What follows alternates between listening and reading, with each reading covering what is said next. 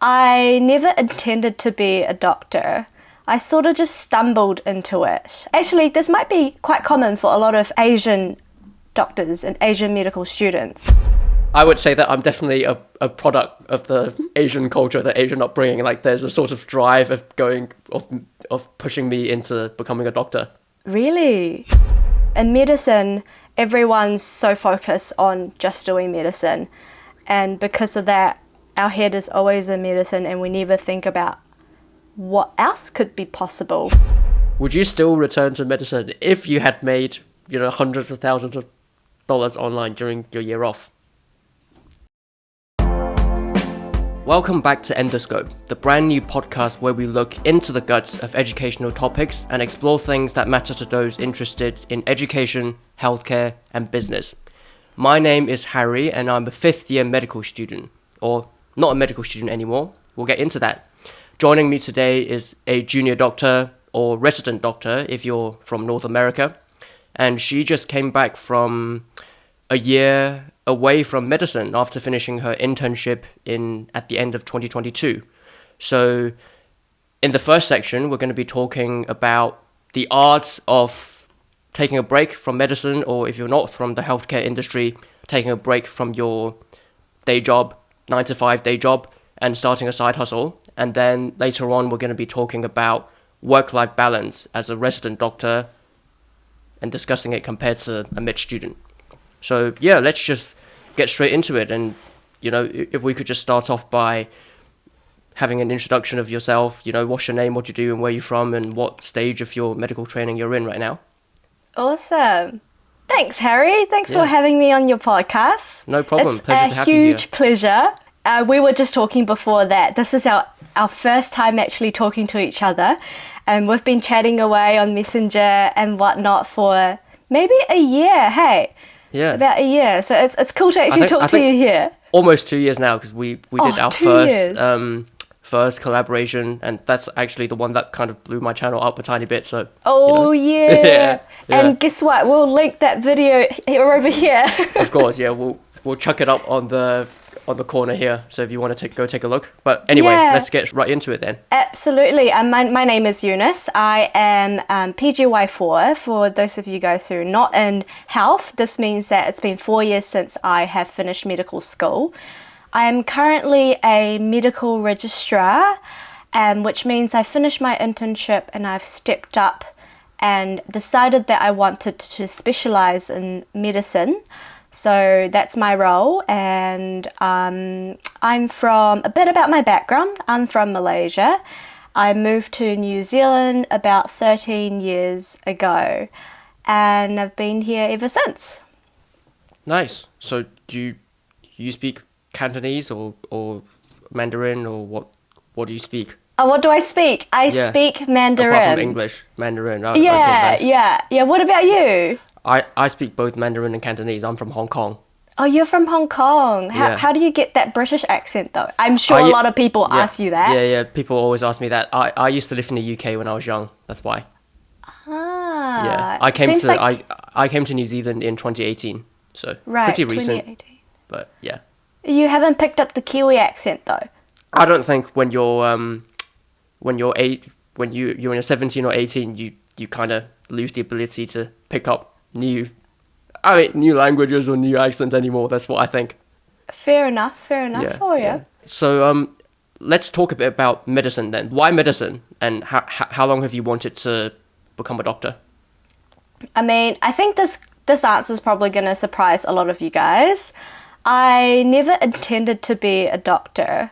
I sort of just stumbled into it. Actually, this might be quite common for a lot of Asian doctors and Asian medical students. I mean, it's not like my parents wanted me to be a doctor or anything. I sort of, when I was growing up, I wanted to be in a professional job that my parents would be proud of. Anything like lawyer, engineer, doctors, any of those. And I've always had good grades. And I stumbled into Otago University, which is the university I graduated from in Dunedin. And did first year of health sciences. Grades were pretty decent, and I got into medicine because I don't know, I just applied for everything and got into everything, and I sort of just thought to myself, oh yeah, let's give it a go. And I don't know, 8 years later, here I am. Nice. So it's more like there's a range of careers that matches what you want to go for, and then medicine just happens to be the one that you apply for, and you got in and you enjoyed it as well. Yeah, exactly. Okay. I mean, I have two older sisters who both are in health. They've gone into health sciences first year, and I thought it might just be easier just to follow their footsteps, and I did.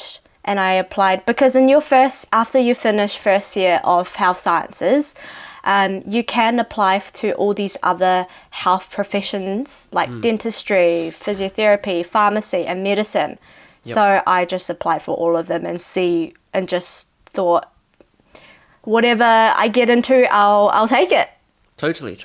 And so just before we get into the next part, which is what medical school's like, you mentioned that you just wanted to get into a career that makes your parents proud. Yeah, is that not sort of like a drive from your parents to get you into sort of medicine or doctoring or that kind of thing? Just because I know that you're of Malaysian Chinese background and I'm Hong Kong Chinese, so there's some kind of similarities there. And I would say that I'm definitely a product of the Asian culture, the Asian upbringing. Like there's a sort of drive of pushing me into becoming a doctor. Really? Yeah, there's my parents are quite chill about what I do, but then I can feel that, there's sort of a subtle push there, in terms of being a doctor is what's going to make them proud the most. Okay. Yeah. Have they ever explicitly said that, oh, Harry, it would be cool to have a doctor in the family? Yeah, there's something like that. Yeah, something like that. But like, if I decide to go for law or engineering, they'll be okay with it, I think. Okay. Maybe if it's history or music or something, then they're gonna frown. You'd be disowned, yeah. Yeah, yeah. Maybe not disowned, but they're gonna frown themselves, like frown upon me. No, I sort of agree with you with the history and music side of things. I think if I were to go down that path, then a little bit of, they still love me, but they'd probably be like, of course, not talk about me in front of the family and things. True. Yeah, but I never got any pressure. There wasn't a push. There wasn't a pressure. No, zero. Okay. In fact, when I got into medicine, they're like, "Are you sure you want to do medicine?" Like, it sounds really? like, yeah, wow. It sounds like it's a pretty crappy sort of lifestyle. Wow. Yeah. So, but okay, that's very interesting. Yeah, for me, it's like when I got into med school, that congratulations. That's what That's what kind of we expected. Well, not really, but that's the sense that I got, which I'm proud because I got what I want and I made them happy as well. And you freaking worked hard for it, yeah, hey? and I worked hard for it, yeah. But interesting discussion. Yeah, so let's just talk a bit about how what medical school was like. I mean, it's probably 8 years ago now. I don't know if you remember much about it, but yeah, what's some good or not so good parts of medical school? Med school, yeah. You're right, medical school. I graduated in 2020.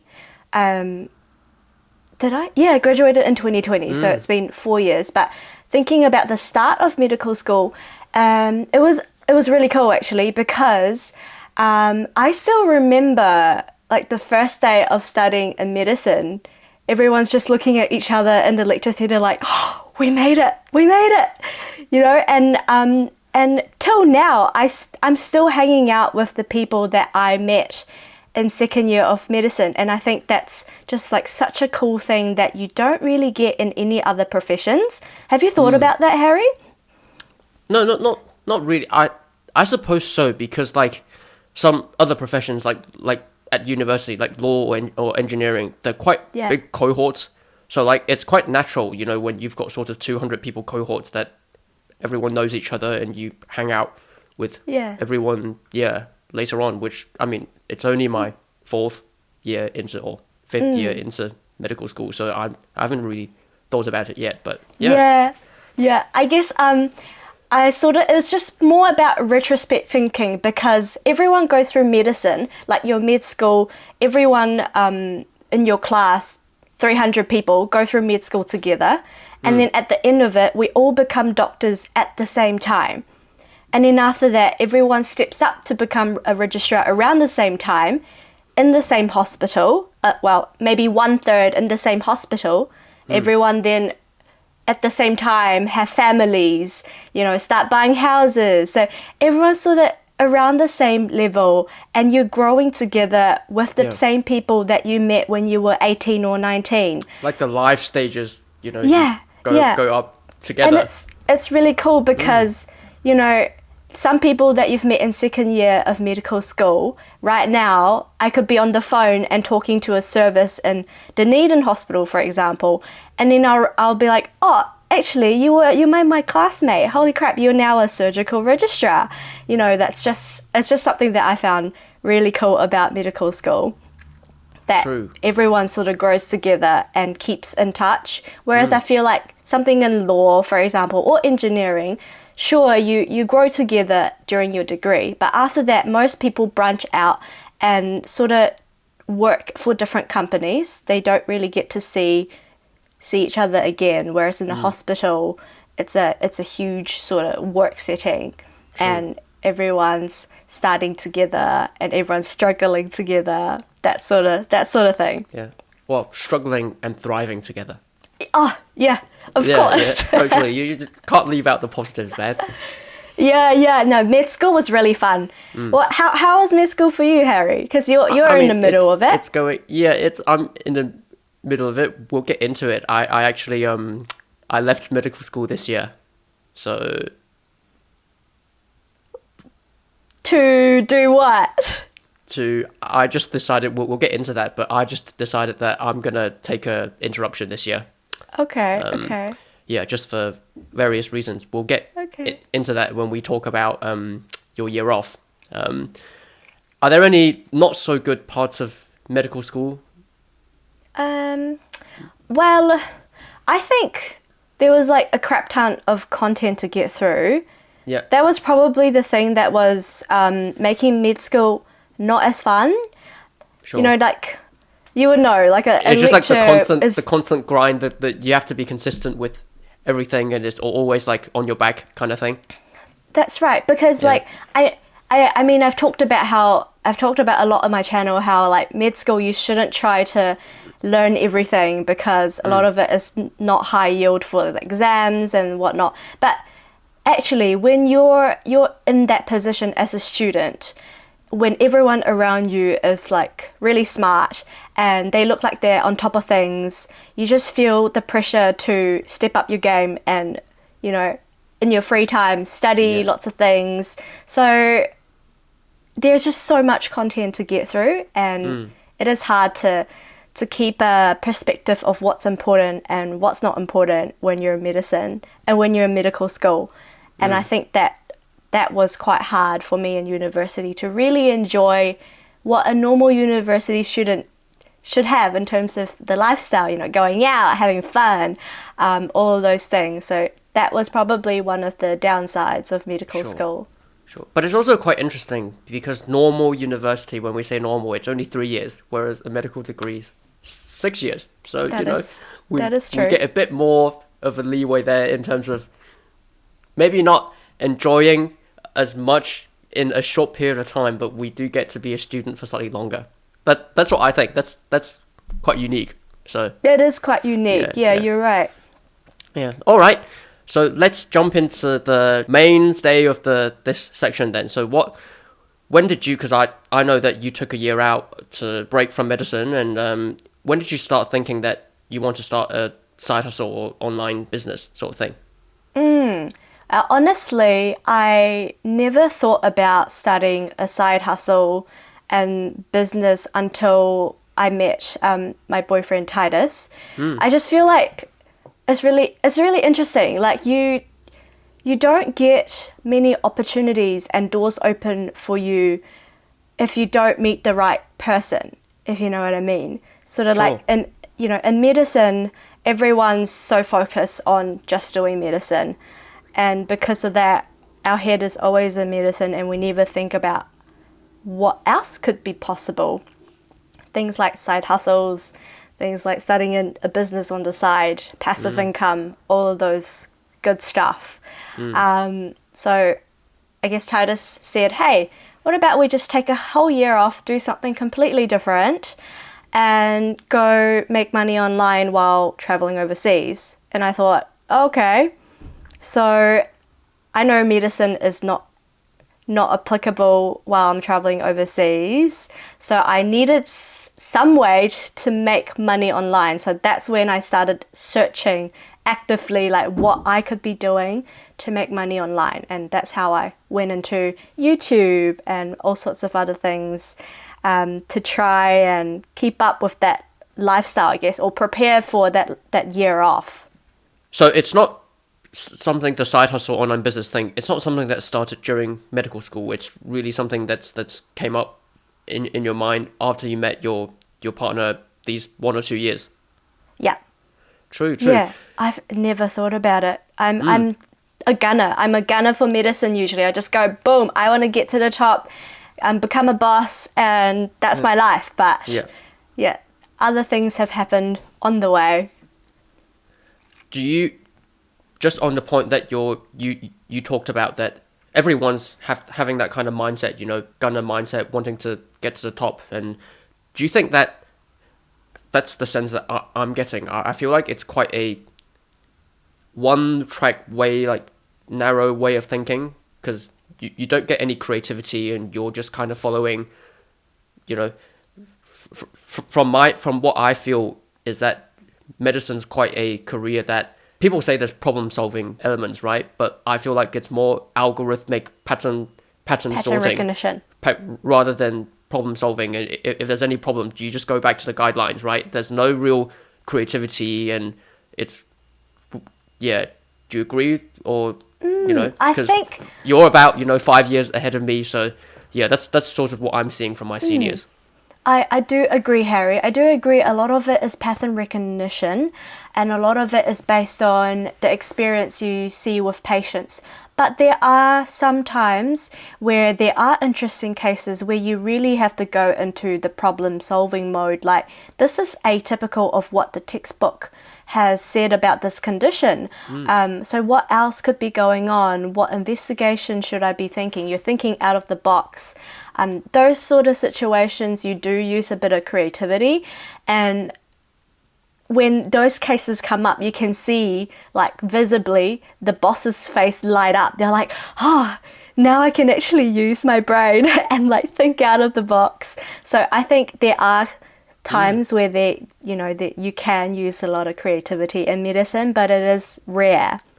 True. Yeah, very interesting. I'll have to look forward to that then, because so far, it's only my first clinical year, and all the patient cases that I've seen are quite, box Typical. standard. Yeah, typical box standard textbook cases. So it's just, if you see someone with fatigue, you check the blood, they've got a low hemoglobin, then you think, why they've got anemia, blah, blah, blah. Yeah. I also wanted to talk to you about this question you asked me, Harry. Like, I'm interested, how did you get into YouTube? Like, what struck you and what inspired you to do YouTube? And very interesting start to my YouTube channel, because I actually just started off wanting to create something.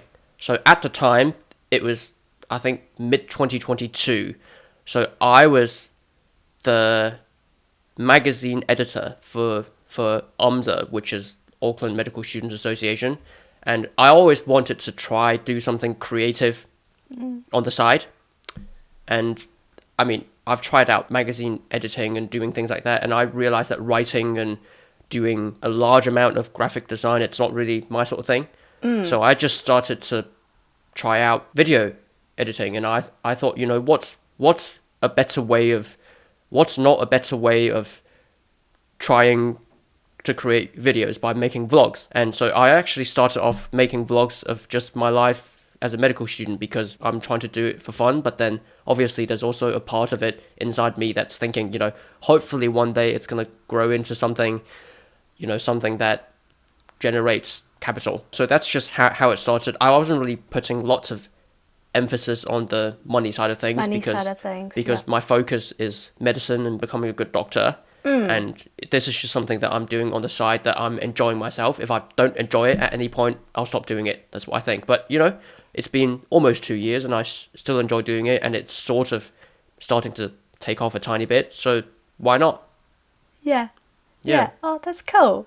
Yeah, so that's just in a nutshell, how I got into it. And the reason I chose to do videos is because just since when I was young, I used to go to boarding school, and I used to have a roommate who's a dancer, and he used to film dancing videos, and he got me to film them, and we edit them together. So that was my first entrance to video editing, and so I just started off with my experience from that, which was sort of 5 to 7 years ago. But it's good to have a tiny bit of video editing experience to sort of, which got me into the door of YouTube.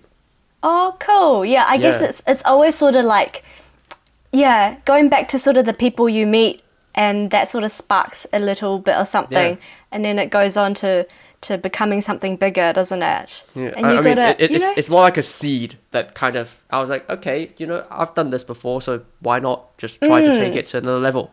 Yeah. Actually, I guess I started my YouTube channel initially not because of trying to monetize it either. Initially, I just thought, I'm going away for a year. I might as well document everything. And what better way to document it on a YouTube channel, and then I could just go back to it, when I'm 50 or something and already a consultant, hopefully, and look back at my channel and thought, oh my gosh, like look at her. She was enjoying her life. She had a good time, a 1 year break, and that was how it all got started, and then slowly came into what it is today. And I'm monetized, so I'm like really grateful for that. As a side effect, I guess. I love that. Yeah, that leads into my next question, which is, in your year off last year, I know that you went and traveled and tried to do the digital business thing. Why a digital nomad? Why? Because nomad just means that you're someone who doesn't have a fixed location and you just go around doing online business kind of thing, right? Why did you choose that versus what a lot of people have done, which is they just locum and they just go part-time working 2 days as an ED doctor and just doing that on the side? No, really good question. I have a lot of colleagues who are doing that at the moment. Well, first thing first, I didn't want to do any medicine during this year off. I just wanted to try something completely outside of my comfort zone, learning new skills. Sure, locuming would make a heck of a lot more money than being a YouTuber right now. But I guess my medical license would only take me so far, UK and Australia, and those places have very high cost of living. And so, one, I didn't want to do medicine, and two, I didn't want to be in the UK or Australia for a year. I wanted to be in Southeast Asia where things are cheap and there's lots to do and the weather's warm. So yeah, I guess locuming wasn't an option for me during that year. Sure. Sounds to me like it's a combination of, like, first you want to be able to, travel and go around to other countries like Southeast Asia, like you said, and then the second one being that you want a whole year out, like the whole year just dedicated to your own sort of thing outside of doctoring. Exactly. True. Yeah, very true. Yeah. All right, so just a bit about your experience from this year off, just traveling and trying to start some online businesses. So what are there anything that you've learned? What's some ups and downs?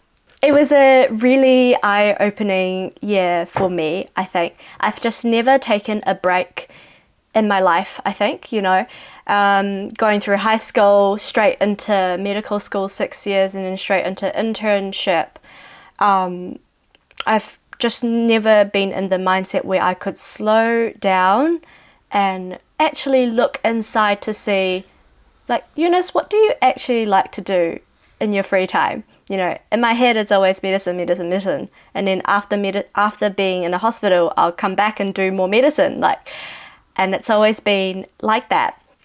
So it was just really cool to learn a bit more about myself and go inwards, which is something that we don't get a chance to do, I feel, otherwise. So it's a lot of self-reflection and finding out what my passions are and having the freedom to actually choose what I want to do with my day. I could rock out of bed at 9 o'clock. I could rock out of bed at 6 a.m. It's all up to me. I'm not following some other person's schedule, and that's just a really freeing year for me. True. Yeah, that's something that I really want to ask you about, because like I mentioned, I decided to take a year off medical school. Actually, it wasn't even something that came to my mind 2 weeks ago. The reason that I tried to take a year off, well, I did take a year off now, is because physical health reasons. Just because I have some autoimmune disease and chronic pain problems. So I just decided that after my first week, I just couldn't do it anymore. And I'm just going to have to take a year off of deep rest. Wait, Yeah. Just wait, resting. because I think you were telling me that you were going to do your PhD. Is that your year off? Because that's not really a break, Harry. Sorry, that's honours, yeah. Oh, your honours year. Yeah, I was thinking about doing an honours year as sort of like a half-a year off, but then I just realised that doing research isn't really what I want to do at the moment, and I feel like a whole year off would be better for my physical health, and just not to put so much pressure on myself, just because for my whole life, I've always tried to be like grind. And just something that I wanted to ask you is that it was really, for me, I struggled with this a bit, because there's always a voice inside me that's compelling me to just keep on going and finish on time, because it was difficult. It wasn't an easy decision to make to take a break. No, because a lot of the time it seems like a weakness, doesn't it?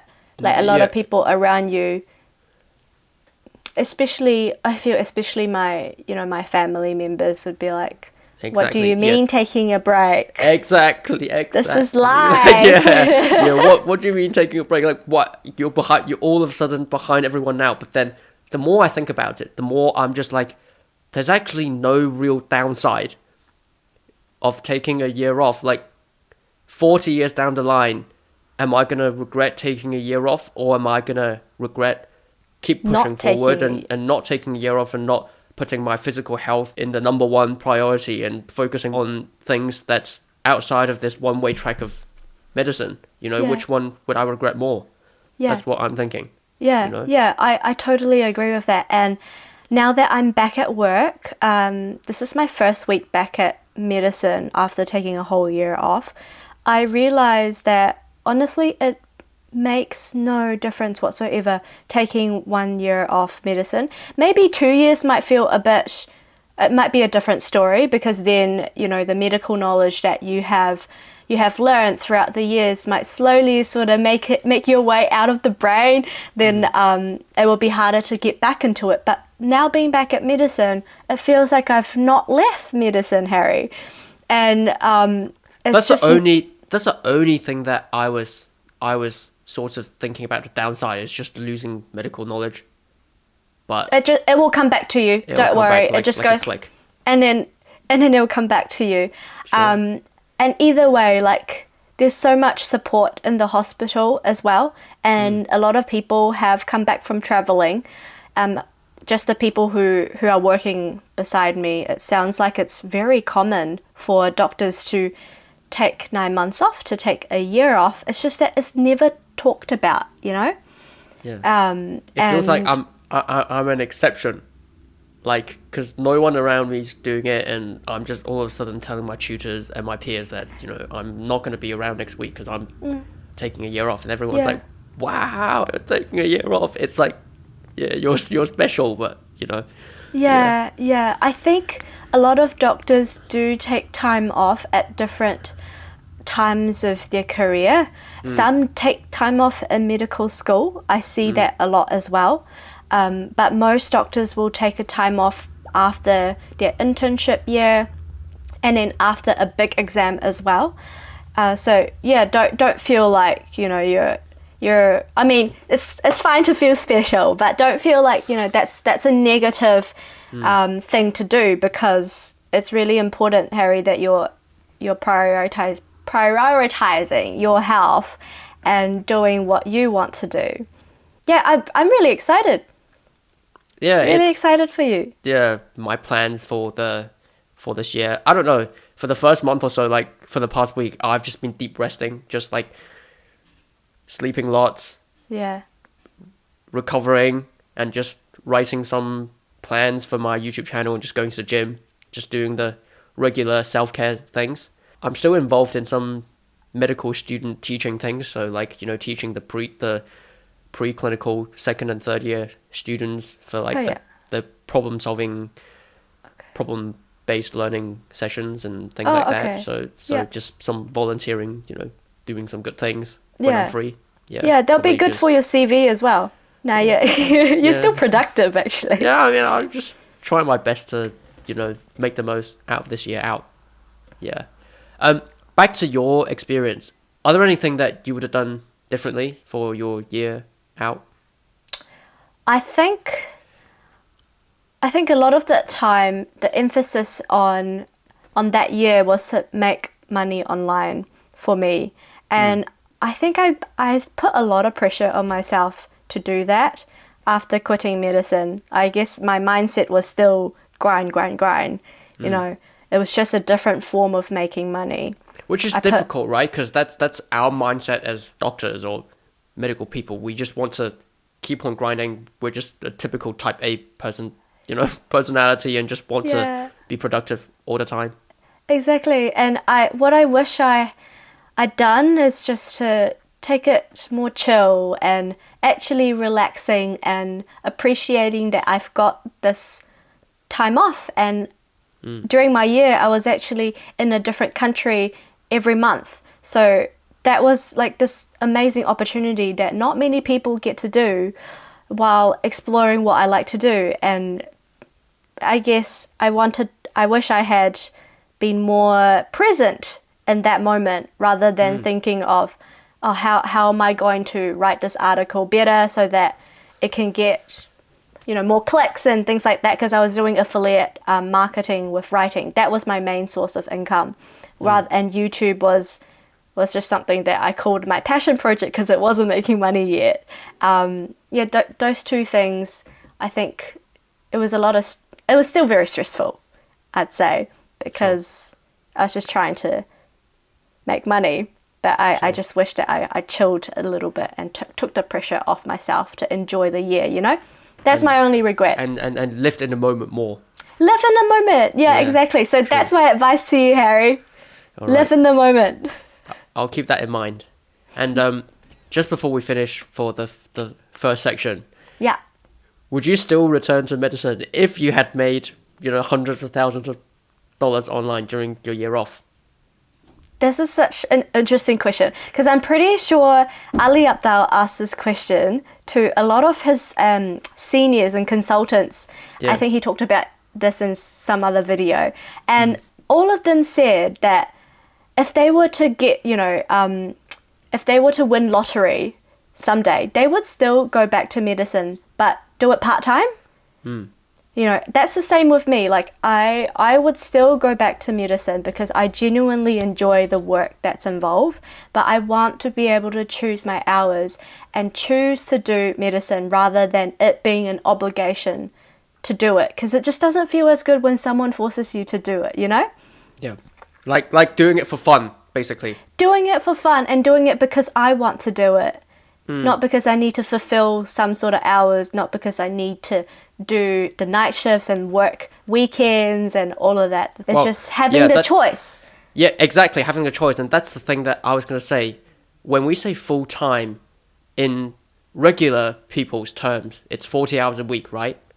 But like in medicine, full-time means Double. 60 hours a week, and part-time means 30 hours a week, which is closer to the society's expectation of what full-time means, right? Which is 3 days a week in medicine, because one day's 9 to 10 hours, right? Exactly. So it's more closer. That's what I was feeling. It's more closer to the actual full-time, because as a full-time doctor, you're working more than full-time, effectively.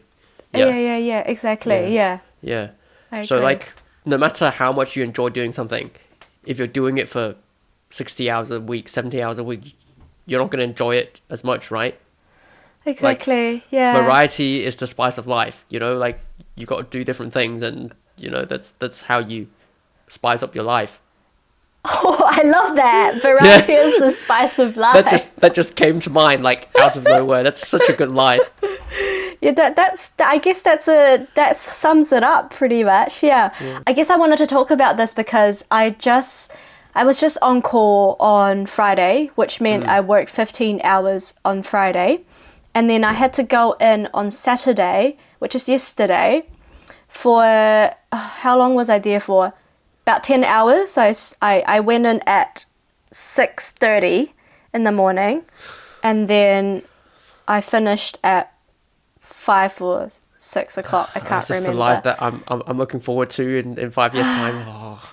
You know, and like, that's not fun. You know, I do want to look after patients. I want to do my job. But having to work such long hours is just not attractive. Medicine is not attractive because of those long hours.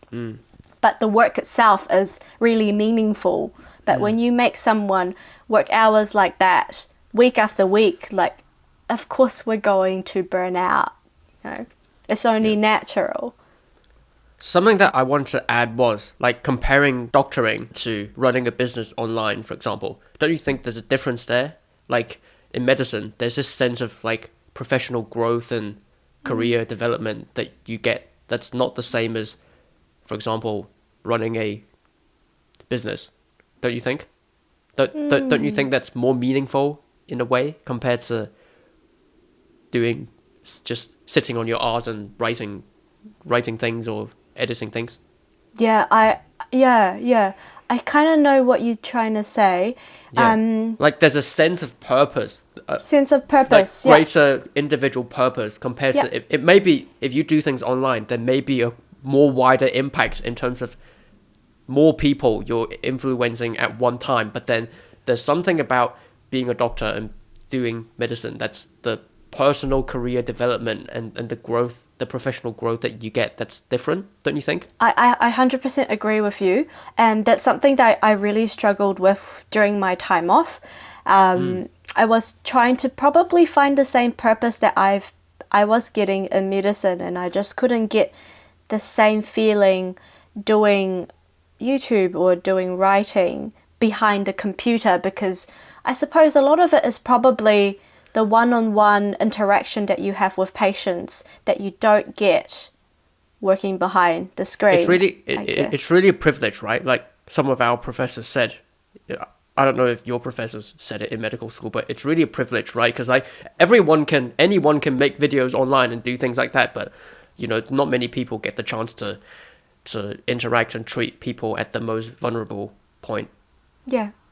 I think you said it right, like totally, because it is a real privilege to be able to do that. And you're right, you're meeting all of these people at their most vulnerable stage, and to be able to somehow in your own way help them get better, it's a real privilege to do that. And if you feel a sense of greatness and yes, feel good about yourself when you're able to treat the patient and you actually get the diagnosis right and get the right management plan.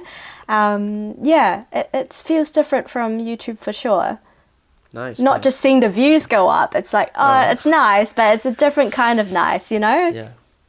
Well, looks like I've got something to look forward to, apart from not counting the on-call shifts and the night shifts in a few years' time. Yeah. It's all part of the package.